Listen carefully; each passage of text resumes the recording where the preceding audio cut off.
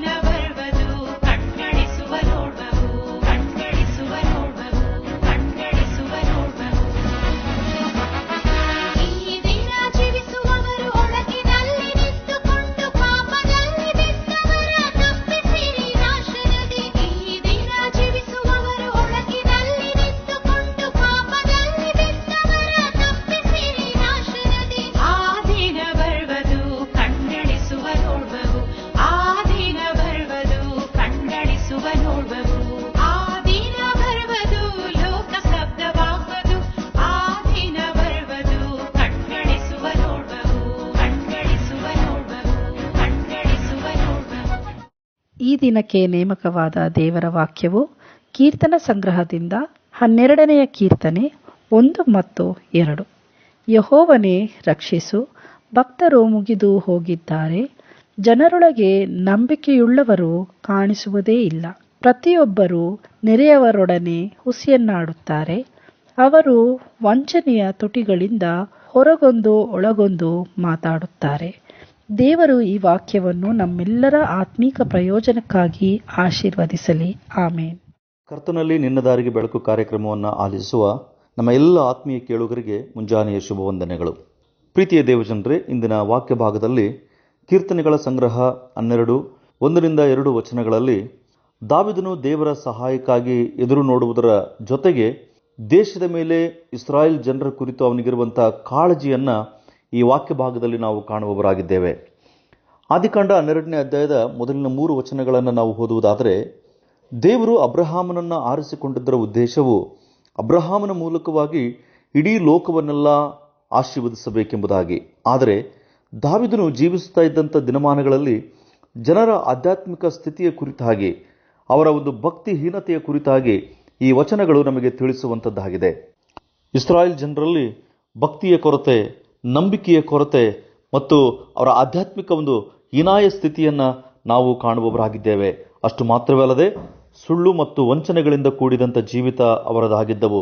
ಪ್ರಿಯರೇ, ಈ ವಾಕ್ಯ ಭಾಗಗಳಲ್ಲಿ ಕೇವಲ ಹಳೆ ಒಡಂಬಡಿಕೆಯಲ್ಲಿ ಇಸ್ರಾಯೇಲ್ಯರಿಗೆ ಮಾತ್ರ ಈ ವಚನಗಳು ಸಂಬಂಧಿಸಿದವುಗಳಲ್ಲ, ಬದಲಾಗಿ ಇಂದಿನ ವಾಸ್ತವ ದಿನಗಳಲ್ಲಿಯೂ ಕೂಡ ನಮ್ಮ ಸಮಾಜ, ನಮ್ಮ ಸಭೆ, ನಮ್ಮ ಕುಟುಂಬಗಳಲ್ಲಿಯೂ ಕೂಡ ಇಂತಹ ಸ್ವಭಾವದ ಜನರನ್ನು ನಮ್ಮ ಕಣ್ಣೆದುರಿಗೆ ನಾವು ಕಾಣುವಂಥವರಾಗಿದ್ದೇವೆ. ಇಂತಹ ಸ್ಥಿತಿಯನ್ನು ನಾವು ನೋಡುವಾಗ ದಾವೀದನು ದೇವರಲ್ಲಿ ಮೊರೆ ಇಡುವವನಾಗಿದ್ದಾನೆ. ದೇವರ ಸಂರಕ್ಷಣೆಗಾಗಿ ಆತನು ಪ್ರಾರ್ಥಿಸುವುದನ್ನು ನಾವು ನೋಡುತ್ತೇವೆ. ಪ್ರಿಯರೇ, ನಾವು ಜೀವಿಸ್ತಾ ಇದ್ದಂಥ ಈ ದಿನಮಾನಗಳು ಇದು ಅಂತ್ಯದ ದಿನಮಾನಗಳಾಗಿದೆ. 2 ತಿಮೋಥಿ 3ನೇ ಅಧ್ಯಾಯದ ಮೊದಲಿನ 5 ವಚನಗಳಲ್ಲಿ ನಾವು ಪೌಲನು ತಿಳಿಸಿದ ಪ್ರಕಾರವಾಗಿ ಅಂತ್ಯ ದಿನಗಳಲ್ಲಿ ಮನುಷ್ಯರು ಸ್ವಾರ್ಥ ಚಿಂತಕರು, ಹಣದಾಸೆಯುಳ್ಳವರು, ಬಡಾಯಿ ಕೊಚ್ಚಿಕೊಳ್ಳುವವರು, ಅಹಂಕಾರಿಗಳು, ದೂಷಕರು, ದೇವ ಭಯವಿಲ್ಲದವರು, ದೇವರನ್ನ ಪ್ರೀತಿಸದೆ ಭೋಗಗಳನ್ನೇ ಪ್ರೀತಿಸುವವರು, ಭಕ್ತಿಯ ವೇಷವಿದ್ದು ಅದರ ಬಲ ಬೇಡವೆನ್ನುವಂಥ ಜನರನ್ನ ನಮ್ಮ ಸಮಾಜದಲ್ಲಿ, ಸಭೆಗಳಲ್ಲಿ ನಾವು ಕಾಣುವವರಾಗಿದ್ದೇವೆ. ಅವರಿಗಾಗಿ ನಾವು ಭಾರದಿಂದ, ಕಣ್ಣೀರಿನಿಂದ ಪ್ರಾರ್ಥಿಸಬೇಕಾಗಿದೆ. ಅದರ ಜೊತೆಗೆ ಇಂಥವರ ಮಧ್ಯದಲ್ಲಿ ನಾವು ಭಕ್ತಿ, ನಂಬಿಕೆ, ಪರಿಶುದ್ಧತೆಯನ್ನು ಕಾಪಾಡಿಕೊಂಡು ಜೀವಿಸಬೇಕಾಗಿದೆ. ಪ್ರಿಯರೇ, ಹಳೆ ಒಡಂಬಡಿಕೆಯಲ್ಲಿ ಎಲಿಯನ ದಿನಮಾನಗಳಲ್ಲಿಯೂ ಕೂಡ ಅವನು ಇಂಥದ್ದೇ ಅನುಭವಗಳ ಮಧ್ಯದಲ್ಲಿ ಹಾದು ಹೋದನು. 1 ಅರಸುಗಳು 19ನೇ ಅಧ್ಯಾಯದ 10ನೇ ವಚನದಲ್ಲಿ ಎಲಿಯನು ದೇವರ ಸಮ್ಮುಖದಲ್ಲಿ ಹೀಗೆ ಪ್ರಾರ್ಥಿಸುತ್ತಾನೆ: ಸೇನಾಧೀಶ್ವರನಾದಂಥ ದೇವರೇ, ಯೆಹೋವನೇ, ಇಸ್ರಾಯೇಲರು ನಿನ್ನ ನಿಬಂಧನೆಯನ್ನು ಮೀರಿದ್ದಾರೆ, ಯಜ್ಞವೇದಿಗಳನ್ನು ಕೆಡವಿ ಹಾಕಿದ್ದಾರೆ, ಪ್ರವಾದಿಗಳನ್ನು ಕತ್ತಿಯಿಂದ ಸಂಹರಿಸಿದ್ದಾರೆ. ನಾನೊಬ್ಬನೇ ಉಳಿದು ನಿನ್ನ ಗೌರವವನ್ನು ಕಾಪಾಡುವುದರಲ್ಲಿ ಆಸಕ್ತನಾಗಿದ್ದೇನೆ ಎಂದು ದೇವರಲ್ಲಿ ಮೊರೆಯಿಟ್ಟನು. ಇನ್ನು ಯೆಶಾಯನ ಪ್ರವಾದನೆ ಗ್ರಂಥ 1ನೇ ಅಧ್ಯಾಯದ 21-22ನೇ ವಚನದಲ್ಲಿ, ಆದಿಕಾಂಡ 6ನೇ ಅಧ್ಯಾಯ 12ರಲ್ಲಿ, ಮೀಕನ ಪ್ರವಾದನೆ ಗ್ರಂಥ 7ನೇ ಅಧ್ಯಾಯದ 1-2 ವಚನಗಳು ಹಾಗೂ 1 ಪೂರ್ವಕಾಲ ವೃತ್ತಾಂತ 15-21 ವಚನಗಳನ್ನು ನಾವು ಓದುವುದಾದರೆ ಈ ಎಲ್ಲ ವಚನಗಳು ಇಸ್ರಾಯೇಲರ ಭಕ್ತಿಹೀನತೆಯ ಕುರಿತಾಗಿ ತಿಳಿಸುವಂಥದ್ದಾಗಿದೆ.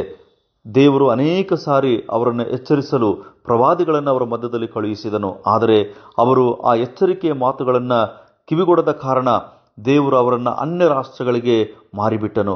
ಪ್ರೀತಿಯ ದೇವಜನರೇ, ಇಸ್ರಾಯೇಲರನ್ನು ಪ್ರೀತಿಸಿ ಎಚ್ಚರಿಸಿದ ದೇವರು ಇಂದು ನಮ್ಮನ್ನು ಕೂಡ ಅನೇಕ ಸಾರಿ ಆತನು ಎಚ್ಚರಿಸಿದ್ದಾನೆ. ತನ್ನ ವಾಕ್ಯದ ಮೂಲಕವಾಗಿ, ತನ್ನ ಸೇವಕರುಗಳ ಮೂಲಕವಾಗಿ ಅನೇಕ ಸಾರಿ ಆತನು ಎಚ್ಚರಿಸಿದ್ದಾನೆ.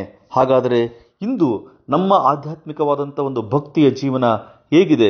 ಕೆಲವು ಸಾರಿ ನಾವು ದಾವಿದನಂತೆ, ಎಲಿಯನಂತೆ, ನೋಹನನ ಕುಟುಂಬದ ಹಾಗೆ ಒಂಟಿಯಾಗಿ ಉಳಿದು ಸವಾಲುಗಳನ್ನು ಎದುರಿಸಬೇಕಾದಂಥ ಪರಿಸ್ಥಿತಿಗಳು ನಮ್ಮ ಜೀವನದಲ್ಲಿ ಬರುವಾಗ ನಾವು ಹೇಗೆ ಆಧ್ಯಾತ್ಮಿಕ ವಿಷಯಗಳಲ್ಲಿ ದೃಢವಾಗಿ ನಿಂತುಕೊಂಡಿದ್ದೇವೆ? ಕೆಲವು ಸಾರಿ ಎಲ್ಲರೂ ನಮ್ಮನ್ನು ಕೈ ಬಿಡಲ್ಪಟ್ಟಂಥ ಸ್ಥಿತಿಯನ್ನು ನಾವು ಅನುಭವಿಸುವವರಾಗಿದ್ದೇವೆ. ಇಂತಹ ಸನ್ನಿವೇಶಗಳಲ್ಲಿ ಒಂದು ವೇಳೆ ನಾವುಗಳು ದಾವಿದನಂತೆ ದೇವರಿಗೆ ಪ್ರಾರ್ಥಿಸುವುದಾದರೆ, ಅಬ್ರಹಾಮನು ಸೊದೋಮಿನ ಪಟ್ಟಣಕ್ಕೋಸ್ಕರವಾಗಿ ದೇವರ ಬಳಿಯಲ್ಲಿ ನಿಂತು ಭಕ್ತಿಹೀನರಿಗಾಗಿ ಆತನು ಮೊರೆಯಿಟ್ಟ ಹಾಗೆ ನಾವುಗಳು ಕೂಡ ನಮ್ಮ ಜನರಿಗೋಸ್ಕರವಾಗಿ, ನಮ್ಮ ಸಭೆಗಾಗಿ, ನಮ್ಮ ಸಮಾಜಕ್ಕಾಗಿ ನಾವು ಪ್ರಾರ್ಥನೆ ಮಾಡುವುದಾದರೆ ದೇವರು ಈ ಭಕ್ತಿಹೀನತೆಯ ಜನರ ಮಧ್ಯದಲ್ಲಿ ನಮ್ಮನ್ನು ಸಂರಕ್ಷಿಸುವುದರ ಜೊತೆಗೆ ನಮ್ಮ ಪ್ರಾರ್ಥನೆಯ ಮೂಲಕವಾಗಿ ಅನೇಕರನ್ನು ಆತನು ರಕ್ಷಿಸುವಂಥವನಾಗಿದ್ದಾನೆ. ಹಾಗಾಗುವಂತೆ ದೇವರ ಮಾತುಗಳನ್ನು ನಮ್ಮ ಆತ್ಮಗಳ ಲಾಭಕ್ಕಾಗಿ ಆಶೀರ್ವದಿಸಲಿ. ಬನ್ನಿರಿ, ಪ್ರಾರ್ಥನೆ ಮಾಡೋಣ. ಕಷ್ಟ ಕಾಲದಲ್ಲಿ ನೀವು ನನಗೆ ಮೊರೆಯಿಡಿರಿ, ನಾನು ನಿಮ್ಮ ಪ್ರಾರ್ಥನೆಗಳನ್ನು ಕೇಳಿ ಸದುತ್ತರವನ್ನು ದಯಪಾಲಿಸುತ್ತೇನೆ ಅಂತೇಳಿ ವಾಗ್ದಾನ ಮಾಡಿದ ನಮ್ಮ ಪ್ರೀತಿಯುಳ್ಳ ತಂದೆಯಾದ ದೇವರೇ, ದಾವಿದನ ಹಾಗೆ ಇವತ್ತು ನಾವು ಭಕ್ತಿಹೀನತೆಯ ಜಗತ್ತಿನಲ್ಲಿ ಜೀವಿಸುವಂಥವರಾಗಿದ್ದೇವೆ. ಕೊನೆಯ ದಿನಗಳಲ್ಲಿ ನಾವು ಬದುಕುವಂಥವರಾಗಿದ್ದೇವೆ ಸ್ವಾಮಿ. ನಮ್ಮ ಸುತ್ತಲೂ ಅನೇಕ ಸಂಗತಿಗಳನ್ನು, ಬೇಡವಾದ ಕಾರ್ಯಗಳನ್ನು ನಾವು ನೋಡುವವರಾಗಿದ್ದೇವೆ ಮತ್ತು ಕೇಳುವವರಾಗಿದ್ದೇವೆ. ಇಂತಹ ಸನ್ನಿವೇಶಗಳನ್ನು ನಾವು ನೋಡುತ್ತಾ ಇರುವಾಗ ನಮ್ಮ ಭಕ್ತಿ ನಂಬಿಕೆಗಳನ್ನು ನಾವು ಕಾಪಾಡಿಕೊಂಡವರಾಗಿ ಈ ಲೋಕದಲ್ಲಿ ಪರಿಶುದ್ಧರಾಗಿ ನಾವು ಜೀವಿಸುವುದರ ಜೊತೆಗೆ ಅನೇಕರಿಗಾಗಿ ನಾವು ಭಾರದಿಂದ ಪ್ರಾರ್ಥಿಸುವಂಥ ಮನಸ್ಸನ್ನು ನೀನು ನಮಗೆ ಅನುಗ್ರಹಿಸಿಕೊಡು ಎಂಬುದಾಗಿ ನಾವು ಪ್ರಾರ್ಥಿಸ್ತೇವೆ. ಕರ್ತನೇ, ಇಂದು ಯಾರೆಲ್ಲ ನಿನ್ನ ವಾಕ್ಯಗಳನ್ನು ಕೇಳಿಸಿಕೊಂಡಿದ್ದಾಗಿಯೂ ಕೂಡ ನಿನ್ನ ಕಡೆಗೆ ಮನ ತಿರುಗದೆ, ಪಶ್ಚಾತ್ತಾಪ ಪಡದೆ ನಿನ್ನ ಸಾನ್ನಿಧ್ಯದಿಂದ ದೂರವಿದ್ದಾರೋ, ದೇವರೇ, ಭಕ್ತಿಹೀನರಾಗಿ ಜೀವಿಸ್ತಾ ಇದ್ದಾರೋ ಅವರ ಹೃದಯಗಳನ್ನು ನೀನು ಮುಟ್ಟು ಸ್ವಾಮಿ. ಅವರ ಜೀವಿತಗಳಲ್ಲಿ ಮಾನಸಾಂತರವನ್ನು ಹುಟ್ಟಿಸೆಂಬುದಾಗಿ ನಾವು ಪ್ರಾರ್ಥಿಸುವಂಥವರಾಗಿದ್ದೇವೆ. ಕರ್ತನೆ, ಎಂದು ವಿಶೇಷವಾಗಿ ನಮ್ಮ ದೇಶಕ್ಕಾಗಿ, ನಮ್ಮ ದೇಶದ ರಕ್ಷಣೆಗಾಗಿ ಕೂಡ ನಾವು ಪ್ರಾರ್ಥಿಸುವಂಥವರಾಗಿದ್ದೇವೆ. ನಿನ್ನ ಸುವಾರ್ತೆಯನ್ನು ಕೇಳದೆ ಅದೆಷ್ಟು ಜನರು ದೇವರೇ ಇವತ್ತು ಅಂಧಕಾರದಲ್ಲಿ ಅವರು ಜೀವಿಸುವಂಥ ಜನರಿದ್ದಾರೆ. ಕರ್ತನೆ, ಅವರಿಗಾಗಿ, ಅವರ ರಕ್ಷಣೆಗಾಗಿ ನಾವು ನಿನ್ನ ಸಮ್ಮುಖದಲ್ಲಿ ನಾವು ಪ್ರಾರ್ಥಿಸುವಂಥವರಾಗಿದ್ದೇವೆ. ಕರುಣಿಸು ಸ್ವಾಮಿ. ಕರ್ತನೆ, ಎಲ್ಲ ಭಕ್ತಿಹೀನತೆಯಿಂದ ಜನರನ್ನು ಬಿಡುಗಡೆ ಮಾಡಿ ನಿಜವಾದಂಥ ದೇವರಾದಂಥ ನಿನ್ನನ್ನು ಕಂಡುಕೊಂಡು ಸತ್ಯದ ಮಾರ್ಗದಲ್ಲಿ ಜನರು ನಡೆಯುವುದಕ್ಕಾಗಿ ನೀನು ಅವರ ಆಧ್ಯಾತ್ಮಿಕ ಕಣ್ಣುಗಳನ್ನು ತೆರೆಯ ಎಂಬುದಾಗಿ ನಾವು ಪ್ರಾರ್ಥಿಸ್ತೇವೆ.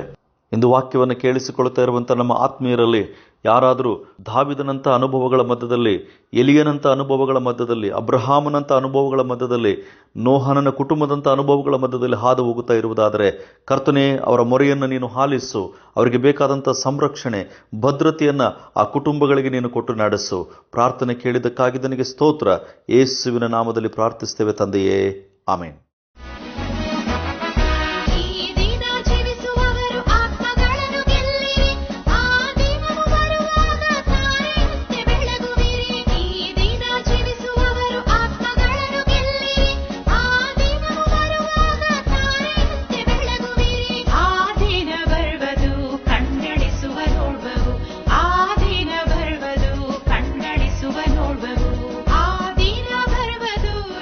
ಪ್ರಿಯ ಸಹೋದರ ಸಹೋದರಿಯರೇ, ನಿಮ್ಮ ಪ್ರಾರ್ಥನಾ ಮನವಿಗಳಿಗಾಗಿ ಪ್ರಾರ್ಥಿಸಲು ವಿಶ್ವವಾಣಿ ಟೋಲ್ ಫ್ರೀ ಸಂಖ್ಯೆ 1800-270-0333 ಕರೆ ಮಾಡಿರಿ. ದೇವರು ನಿಮ್ಮನ್ನು ಆಶೀರ್ವದಿಸಲಿ.